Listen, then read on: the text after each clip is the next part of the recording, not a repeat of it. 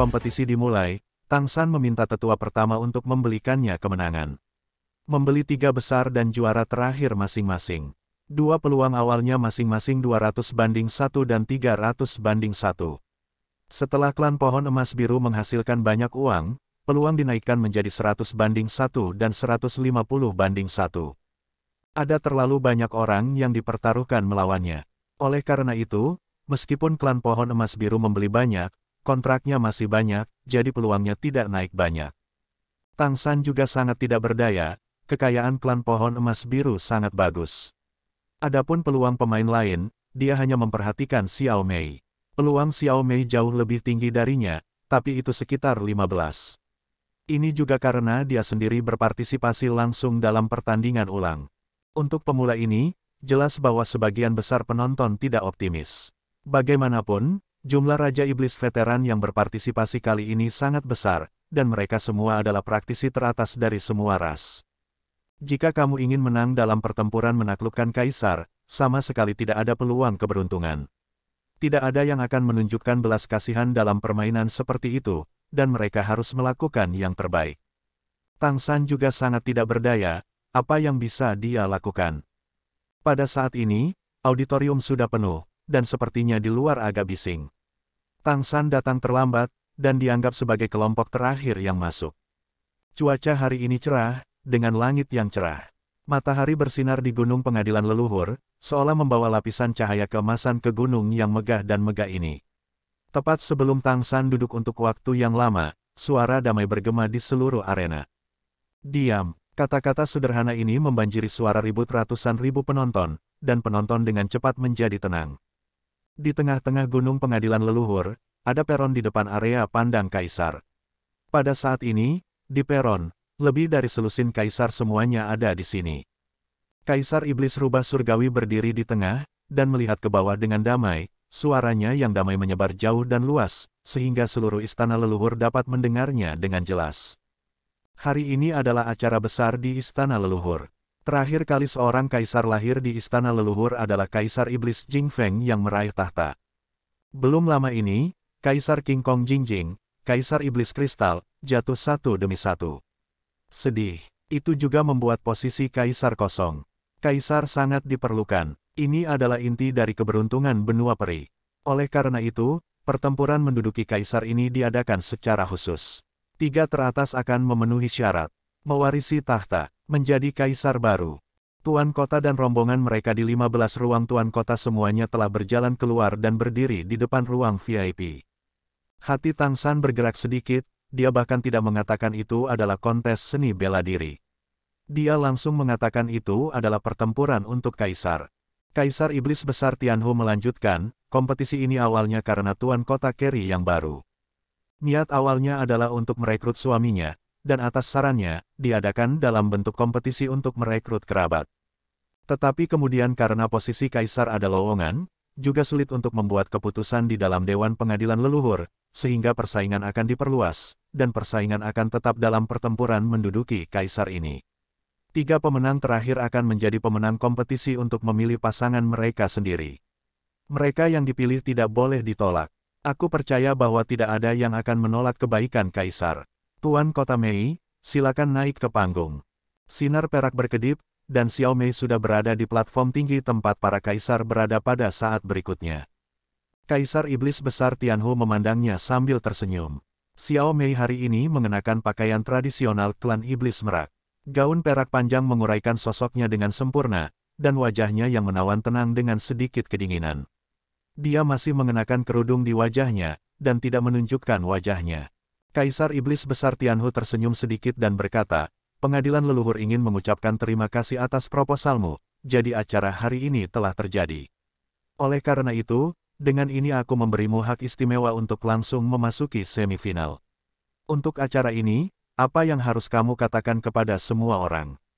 Xiao Mei membungkuk sedikit untuk menyambutnya, dan kemudian berbalik ke lapangan bermain besar di bawah. "Pernikahanku akan diputuskan sendiri, dan aku pasti akan menerima." Kaisar Iblis Besar Tianhu tersenyum dan berkata, "Bagus sekali. Tidakkah kamu membiarkan para kontestan melihat wajah aslimu?" Xiao Mei menggelengkan kepalanya dan berkata, "Tidak perlu. Ini bukan kompetisi untuk penampilan.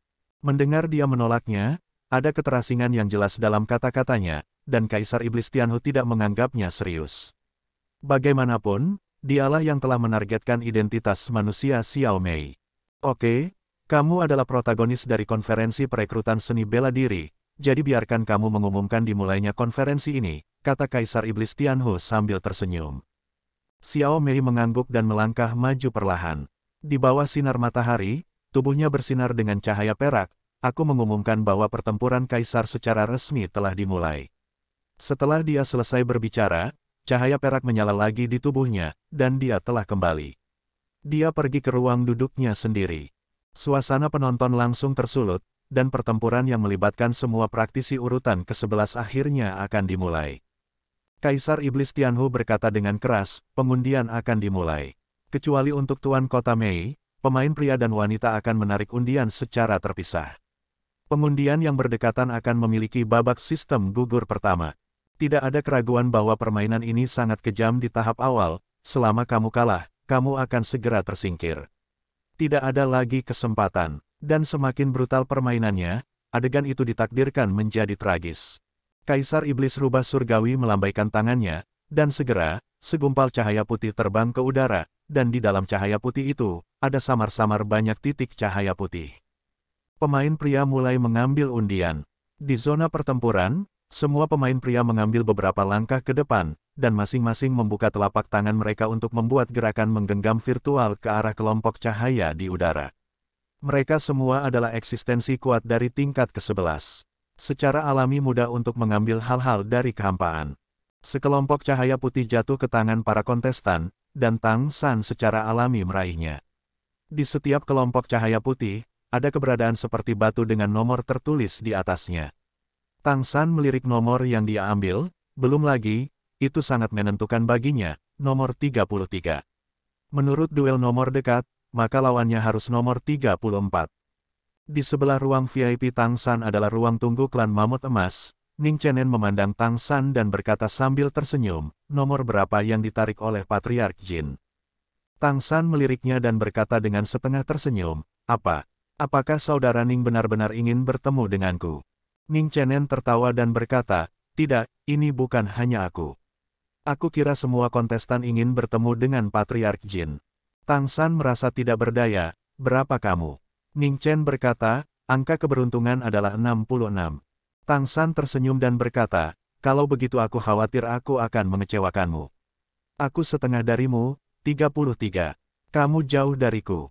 Ning Chenen tampak menyesal, sepertinya nasib tidak cukup, Patriark Jin, ayolah. Kamu juga. Pada titik ini, pemain pria sudah memiliki nomor lotre mereka sendiri, dan undian untuk pemain wanita adalah sama, dan semua orang mendapatkan nomor lotre mereka sendiri. Lotre sudah berakhir. Hanya Xiao Mei yang tidak berpartisipasi dalam undian, dan dia sudah menjadi pemain di semifinal. Tidak perlu berpartisipasi dalam babak knockout yang tragis di depan. Babak sistem gugur sebenarnya 3 atau 4 putaran. Hanya ada 2 atau 3 putaran pemain wanita, tetapi permainan pendek ini sudah dapat menentukan peluang menjadi kaisar. Di sisi lain dari zona perang, bahkan udara tampak menjadi bermartabat. Mereka semua adalah eksistensi tingkat ke-11. Dan nafas serta kesadaran mereka masing-masing sudah dapat mempengaruhi ruang alam. Secara relatif, suasana di ruang VIP Tuan Kota jauh lebih santai, sebagian besar Tuan Kota hampir menjadi pemain unggulan, dan mereka tidak mungkin bertemu di babak pertama. Tentu saja, dengan pengecualian klan Pohon Emas Biru. Setelah lotre, pemain pria akan bertanding hari ini, pemain wanita akan bermain besok, dan seterusnya. Pemain pria pertama akan memasuki lapangan. Pada saat yang sama seperti yang diumumkan Kaisar Iblis Tianhu, kaisar lainnya kembali ke tempat mereka masing-masing, sesosok turun dari langit, dan itu adalah Kaisar Iblis Besar Pedang Suci. Boom, itu adalah tabrakan dahsyat lainnya. Kedua belah pihak jatuh ke satu sisi. Meskipun aura mereka jelas menurun, mereka merasa lebih berbahaya. Lengan kiri Golden Leopard Demon King sudah terkulai pelan, jelas dia tidak bisa bertarung lagi. Setengah dari baju besi Raja Iblis Serigala Emas rusak, dan ada lusinan bekas cakar di tubuh yang terbuka. Panggung kacau, dan ada jejak tabrakan di mana-mana. Napas kedua belah pihak tampak agak berat, dan mata mereka bahkan lebih galak. Oh, Raja Iblis Serigala Emas mengangkat dan melolong, dan cahaya bulan di langit di belakang tiba-tiba menjadi lebih terang.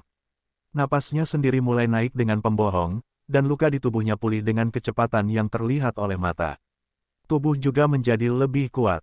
Otot membengkak ke berlebihan yang berlebihan. Pada tubuh emas asli, lingkaran cahaya putih berkilau terungkap, menjadi emas putih.